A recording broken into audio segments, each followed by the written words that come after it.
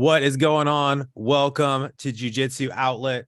My name is Paul Tokizolu. I'm here with Tyler Wyman. Tyler just got his blue belt in Brazilian Jiu-Jitsu just 2 weeks ago, and you've been training for about a year. And we were just talking about how, man, that's like a pretty fast pace to get your blue belt. And you were telling me that you've been basically training your freaking face off, is what it sounds like, for a year. So, dude, that's awesome. Just want to congratulate you. And man, I just want to get right into it. Like, what has this done for your life off the mats? This journey of getting your blue belt, training hard for a year. Can you tell us a bit about like what has this done for your life off the mats? Yeah, for sure. First of all, I was pretty athletic growing up. I did sports, but they were team sports. I did baseball, basketball, football, but I never did any wrestling growing up or through high school or anything. So this was the first individual sport that I'd gotten into. So to me, it was a whole different ball game. I never I never felt like I was anxious or nervous going into any other sports. I mean, I played at a pretty competitive level through high school, like state championships for baseball and stuff like that, and never had this anxiousness that I had in jujitsu. And I think it was just because I realized that like when I step out there, it's just me and the other guy, and so um, that that's one way that it's definitely affected my personal life, like just my self-confidence and like my belief in myself. Over the past year, I've kind of been discovering that and maybe even struggling with that a little bit, which is some adversity I like I said, I'd never had to deal with before. Um, so yeah, just trying to work through that and sometimes tell myself that I'm good enough or I'm capable enough, and so it's definitely, I never realized when people say, oh, it might be like 90 or 10% physical, 90% mental or whatever like that. There's a ton of truth to that. So yeah. Man, that's so true. Like it's all just a mental journey when you're going through it, especially in that first year. It's like you just gotta grind it out, honestly. And you spend a lot of time getting smashed and just getting like beat up like you never thought that you could before. And a lot of people quit. A lot of people just throw it in, throw in the towel, man. But and you brought up something that I've heard a lot of people talk about, which is this idea that like there's a lot of benefits to an individual sport versus a team sport. Like I want to talk a little bit more about that. Like what do you feel are kind of the I guess pros and cons here, like of doing team sports versus something like jujitsu or wrestling or something like that? Like can we do a little comparison? Yeah, for sure. Just my experience in team sports, I feel like one of the pros to that is you have teammates to lean on. You don't always have to be the best that day, especially like baseball was my main sport growing up, and honestly, baseball is predicated on failure. You go 3 for 10 and you bat 300. That's considered successful, but you're failing, 70% of the time. Um, and there's always teammates that can step up and have a good day, and if you don't have a good day you can still win. And so that was a huge difference between like that and jujitsu. I feel like you have to be, if you want to win, you got to be your absolute best that day. It's just you out there, and so I feel like there's a tremendous more amount of pressure on you in that moment. And so like I said, I never experienced that because I never like did high school wrestling or anything, and so that was new to me, and that was something I had to work through. um Definitely, yeah, mentally, not only physically but mentally. Yeah, like I was in the military for 6 years and they really Me too. encouraged us. Oh, really? That's awesome, man. What branch were you in? Yeah, I was in the Navy for 6 years. Yeah. Oh, that's awesome, dude. I was in the army. But that's awesome, man. But yeah, I they encouraged us to do a lot of team sports and stuff like that, especially when I was in college. And the reason was because they wanted us to have that experience of being a leader in a team, because that they felt transferred over more to the military. And personally, me especially, I mean, now I am a little bit biased because obviously like I've been doing judo and jiu-jitsu for 12 years combined. So I was obviously like into that. But for me, I was like, man, wouldn't you want your guys to like learn fighting? Like it just seemed to make sense to me. But Yeah. from their perspective, they were like, no, we don't care so much about the hand to hand because you're going to be using guns. So we don't really care about if you're like an expert in hand to hand combat because you shouldn't be doing hand to hand combat. You should be shooting people or blowing them up with your tank, or your Right. Navy aircraft. But yeah, you get what I'm saying. They wanted us to have the experience of working in a team. So there is a lot of benefits to that.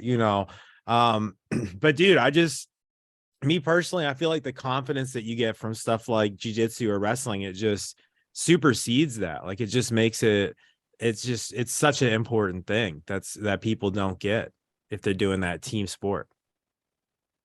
Yeah, not only the confidence, I feel like there's like a primal instinct in all men too, right? And I try to explain it to my wife, like, you know, I've come home just doing jujitsu in the last year. I've come home with so many black eyes and just bruises, from getting knocked around on the mats and stuff. And she's like, is that fun? Like, man, you got another black eye. Why do you enjoy that? And I'm like, I don't know. Sometimes, you crave it. Like you want to get a black eye or you want to get hit a little. It just wakes you up and it gets, this primal instinct in you of kind of fight or flight. And I think it's something that all men have in them. And it's nice to have an outlet for that too.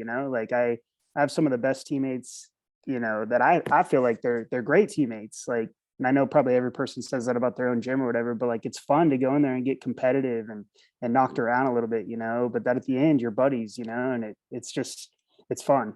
So Yeah, it is. And I think that jiu-jitsu, it almost like, yeah, like you said, it gives you an outlet. Like that's really the theme of this whole show is that jiu-jitsu really does give us that outlet to improve our mental health and have that way to get out stuff like aggression or anxiety or you're able to confront those like negative parts of yourself almost.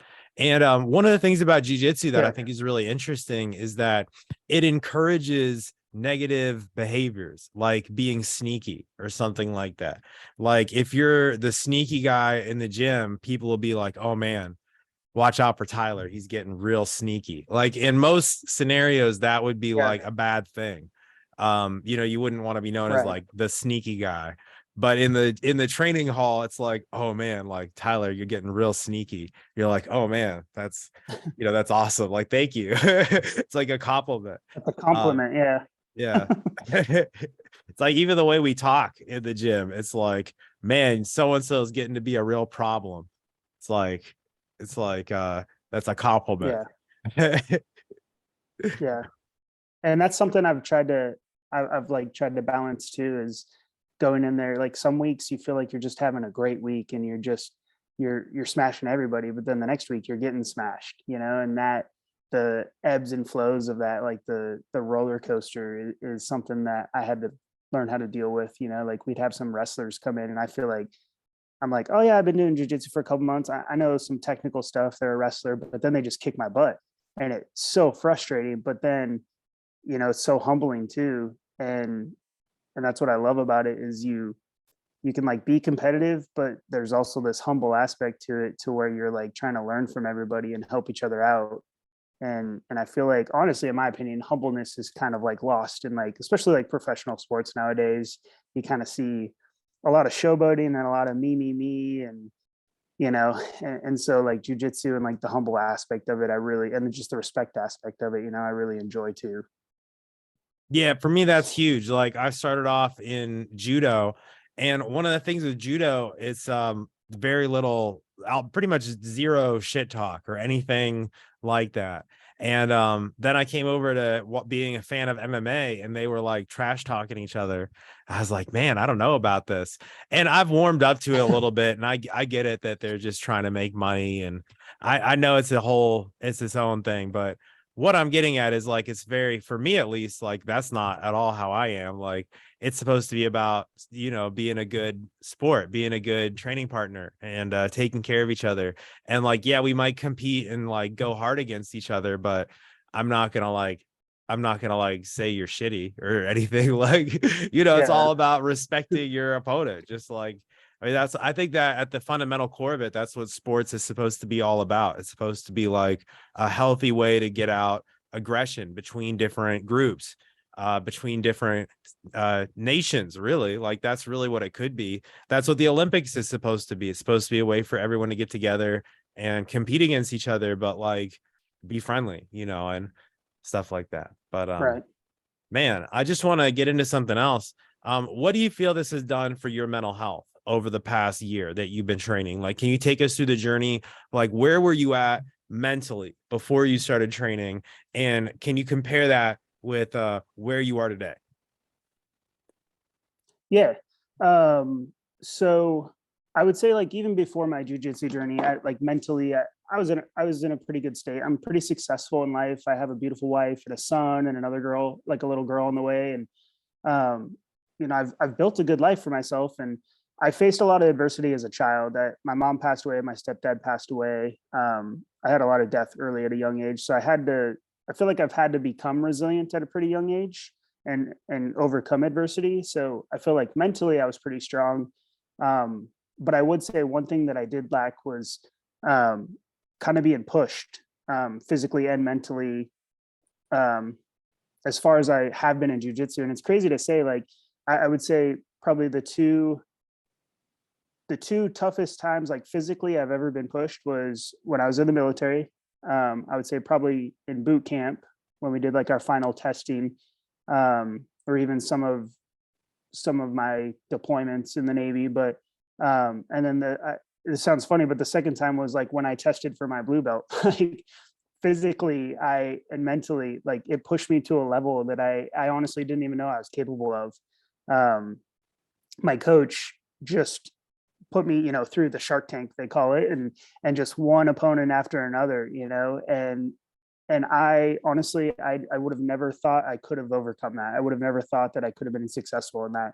And I remember just hearing my coach just encouraging me and telling me to keep going and fighting, for the submission or fighting to get escape out of a position or whatever. And looking back on it, I even told him, like, when he gave me my blue belt, I gave him a hug and I was like, dude, you pushed me like more than I've been pushed in a very long time. And I did not think I was capable of this, but it just made me it mentally, like it toughened me up mentally. It told myself that, like, I know this sounds cliche, but I am so much more capable than what I thought I was. And so it was encouraging and it was motivating. It motivated me to just keep going. I know they statistically, I think a lot of people quit a blue belt or even before they get their blue belt, but honestly, um, quitting never really entered. I mean, I guess during, like, I've done a couple competitions, and then when I was testing for my blue belt, like in the moment, you're like, oh man, like I don't know if I could do this. Like, what if I just kind of give up or let them tap me out or something? Like I've thought about that on a mild scale, but overall quitting, like just stopping jujitsu, like has not once entered my mind because I love it so much and it pushes me and I feel like makes me a better person, inside the gym and outside. Like you said, you let a lot of aggression out, you let a lot of steam off, and then I can come home to my family and be a better husband. I can be a better father. I can just be a better person overall at home. So I really enjoy that aspect of it. Tyler, you're a poet, my friend. That was beautiful. But thank you for sharing that, man. But I want Yeah. to talk a little more about your blue belt test. I feel like this kind of stuff is missing from society. This like initiation experience. It used to be something that happened all over society in the ancient world. That when you came of age, you had some sort of like an initiation experience. And like in ancient Greece, they went to Eleusis. Ancient Native Americans, they would have to go out on the plains and have some big adventure and come back with a buffalo that they killed, and all that kind of stuff. But here in modern day society, there's nothing. I mean, you mentioned it though. There is military boot camp, like you said. But let me ask you this: like, what do you think was harder, your blue belt test or that final experience you had in boot camp? Like, which of those do you feel was more challenging? The blue belt test or boot camp, the final test in boot camp. Yeah, yeah. Yeah. I they're similar but a little different. Like I feel like, and I'm not just saying this for the sake of the show, but I honestly feel like my blue belt test was harder. In boot camp, you have 40 other men, like I said, the team aspect of it to rely on. If you get tired, someone else picks up the slack or starts carrying the weight, or encourages you and picks you up and kind of moves you along or whatever. But then when I was on that mat for my blue belt test, it was just me out there. And my coach told me, he's like, we're not moving on until you do this. We're not moving to the next step until you do this. And in some positions, like it maybe it felt like an eternity. Maybe it was only 5 minutes, but he's like, we're not moving on until you do this. So I was like, okay, like it's just me out here, and I got to find a way to do this. So I would say honestly, yeah, physically and mentally, my blue belt test was harder. Yeah, I think like from my perspective, the military training, I think you said it, like it is kind of a different animal. And I think that the military stuff, it kind of brings its own obstacles. Like obviously it's super physically demanding. And if you're deployed and you're in a war zone, like that's different. If you're actually in a combat experience, that's obviously it's kind of its own thing, its own thing. But the something like boot camp, it would be it from my experience, all the military training was almost like more of an endurance event, is more like a long prolonged experience physically and mentally of like, hey, I'm in this for the long haul, we're going to be out here for 2 weeks or whatever, versus jiu-jitsu, obviously usually the event is over within a day, it's with, or at least within a couple of hours, unless you're going to some like multi-day jiu-jitsu tournament or something like that. But I think that, yeah, the intensity of the jiu-jitsu experience, like the intensity of the military training, they don't want to hurt you. That was my experience with the army training, was like they never wanted to hurt us. So they never let us like go too hard with each other. But on your, if you're doing something like what you're talking about, you're encouraged to go harder. Like you're getting pushed to go to the very limits of your physical capability. So like, dude, that's powerful. It's a powerful experience that I think more people need to have. Um, Let me ask you this, Yeah. like, what do you think would be a good route to go for like trying to get more people into this? Like you mentioned that you have kids, you've got a second one on the way. That's awesome. Like, what do you think would be a good route to get, more kids into this stuff? Man, I mean, that's a good question. I just like for me personally, it'd be just bringing my son into the gym. He's 2 now, so he's a little young.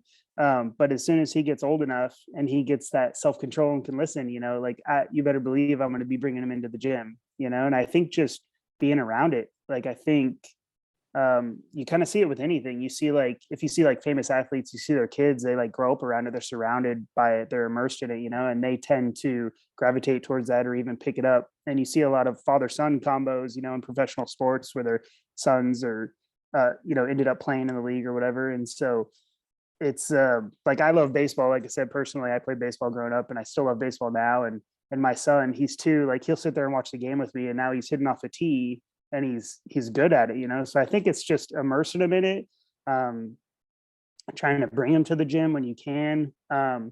My coach, he has kids classes and he does an amazing job. But it's just, yeah, just promoting it, trying to get the word out there. And then I think young adults or parents that are even in the gym already, just bringing their kids, just bring them and throw them in there, see what they do. Yeah. That's Yeah. definitely the way to go. I think it's all about getting the word out there. I think about jujitsu in general and like more people getting involved. But dude, I think it's happening. I think it's taken off. Like we just saw 15,000 people at the ADCC World Championships this last year. Which is crazy. Like just a few years ago. Did you go to that? No, I wasn't able to. But that's what I'm saying. Like, I actually went. Me and my wife flew out there. oh, you went? Dude, I want to hear about that. Like, what was that? What Yeah. was that like? What was that? It was, I got into jujitsu in November, and then I was just kind of like, I immersed myself into it, and I was like, this is all I want to do. I want to go to the gym. I want to look it up. I want to look up YouTube videos. I want to, I want to tell my wife about it. She's probably getting annoyed how much I'm talking about it. And then we saw that they were having ADCC in Vegas, and we have a tiny little airport. It's called Bellingham International Airport, and it's only international because they fly right across the Canadian border, but they have direct flights to Vegas pretty cheap. And so I was like, hey, I'd really like to go to this. And she supported it. And we went and we spent the weekend there. And it was like, it made her a fan of jujitsu. She's like, I didn't, I thought, I understood what it was, but like coming here and seeing it and actually seeing the competition, she's like, I have like a whole newfound respect for jujitsu and like what it means and what it even means to you, And so that was pretty cool to like share that with her and do that. Dude, that's awesome. Yeah, it's I think I think that's powerful, man. Like so many people like are I think getting into it because of this ADCC because their production value was so good. Like it was just at the same level as the UFC or something like that. So man, that's awesome. Like what was the energy like They there? had Bruce Buffer there. I know, right? It was crazy, man. Like what was the energy like there, in that space? it it was super cool. Like you said, the production value was really cool. They had fireworks, coming out when the people were walking out. They had the lady from she was like Pride. She's like the old Pride announcer. So she was there announcing everybody's names, which was kind of cool and a little nostalgic. And then obviously Gordon Ryan, and just he's just this enigma, this like just attracts, people like, and so it was cool to see him. But like the level of competition there is just insane, and they had like 3 different mats going on for like the quarterfinals and stuff like that and semifinals. And the crowd, it was just cool to be there in the crowd. Like if somebody got positioned, like the crowd would just erupt. When somebody got a submission, obviously they would just erupt. And like some of the high profile names, going against each other, and just seeing like that level of competition, it's different. It's different to me than like going to like a baseball game or a football game, because like I said, it's just 2 people out there, that one versus the other. But the level of competition is just crazy. And sometimes, I mean, I still consider myself very new and very green in this sport. Sometimes you look at them and you're like, I don't even know what you guys are doing right now. Like it's just an entanglement, but they're so, my coach described it. He's like, there's this little dust ball of chaos. And he's like, a lot on the outside, it looks just like chaos, but he's like inside, he's like, I know what's going on in that. Like, and soon, if you train long enough and stick with it, you're going to be the same way. It's going to look like chaos, but you're going to know what's going on, And so it's just so cool. It's just so cool to be able to respect and like that level of competition and see that, It's so true. And what's crazy is like in a lot of those scrambly positions, it looks to the untrained eye like, oh, they're just tumbling over each other or something, or just, going at it. But even in those even in the scrambles, they have a system around the scramble and around what it is that they're actually looking for and how it is they're trying to set something up. And it might look like just a bunch of chaos to someone who's never trained before, but I mean, I think your teacher's totally right. Like, there is a method to the madness, and I think that's the whole like beauty of jiu-jitsu. It's like even at the highest levels, they're thinking about where do I put my hand on his leg? Do I put my hand on the lower bottom of his foot, or do I put it up closer to his knee? Like, let's really break this down. Like that level of detail where they're obsessing over, oh, where's my foot gonna go in relationship to his foot? Am I gonna be at at this angle adjacent to his body, or am I gonna be horizontal with his body? Like, where's my foot and hand placement? And it's crazy, like the level of detail that they go into. And I think it just comes from being on the mats like way longer than you or I have ever been on the mats. Like, I've been training 12 years, and like, I I feel like I'm just beginning to now understand some of that stuff, that they're already, you know, have a whole system built around it. It's crazy. It's crazy. Dude, Tyler, I've got to wrap this up, man. But thank you so much for coming on the show. Can you tell us a little bit, like, is there anything you want to end with, or just anything you want to promote, or anything you want to talk about before we go? Yeah, I was just thinking about it when you were talking about just mental health and stuff like that. And you asked me specifically what it's done for me, but I just, there's so many good things that I could say about jujitsu. And I can't say enough about it. It's helped me. It's pushed me physically and mentally. But I want to, you mentioned the kids, like what do you do to promote getting the kids in there? And I just wanted to touch on that a little. We have a lot of young people in our gym, like teenagers that are still in high school, like young freshmen, 15, 16, 17-year-olds.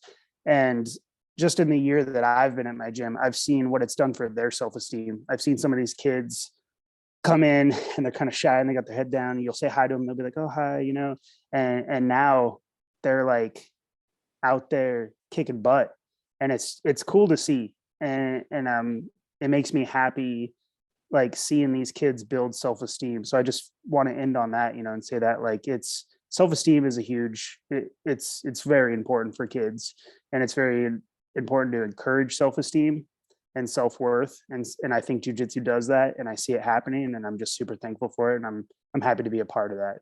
So, Man, you and me both. Like, it does so much for kids. I've seen what it does for my two stepkids and the kids at our gym.